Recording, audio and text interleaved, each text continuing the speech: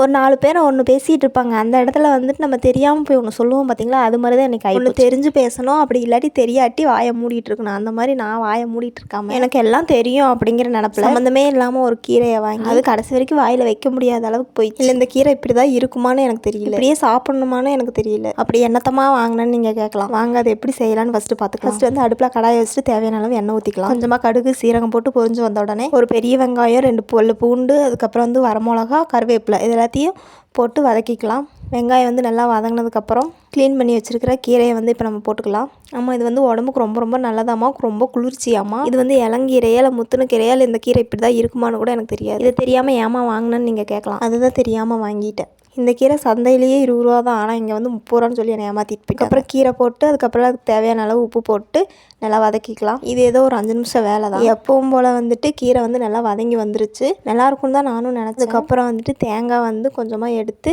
மிக்சியில் போட்டு எடுத்து வச்சுருந்தேன். தண்ணியெல்லாம் சுண்டுனதுக்கப்புறம் தேங்காவை லாஸ்ட்டாக போட்டுக்கலாம். பார்க்க என்னவோ சூப்பராக இருந்தது, ஆனால் வந்து ஒரே கசப்பு, வாயிலே வைக்க முடியல. இந்த கீரை பேர் வந்து வெந்தயக்கீரையாம். எப்பவும் சாப்பிட்ற அந்த அரைக்கீரை, முழுக்கீரை, அதுக்கப்புறம் வந்துட்டு இந்த சுக்கிட்டி கீரையெல்லாம் வாங்கி அதை பொரியல் பண்ணியிருந்தா கூட நல்லா சாப்பிட்ருக்கலாம் போல். அதுதான் நமக்கு உடம்புக்கு எது நல்லதோ அதை நம்ம வந்து சுத்தமாக எடுத்துக்கவே மாட்டோம். ஆனால் நீங்கள் சொல்லுங்கள், இந்த கீரை வந்துட்டு இப்படி தான் கசக்குமான்னு. இதுதான் ஃபஸ்ட் டைம் வந்து செஞ்சுருக்கிறேன். இது ரொம்ப உடம்பு குளிர்ச்சின்னு வேறு சொல்லியிருந்தாங்க. கீரை பார்க்க அட்டகாசமாக வந்திருந்தது, ஆனால் வாயில் தான் வைக்க முடியல.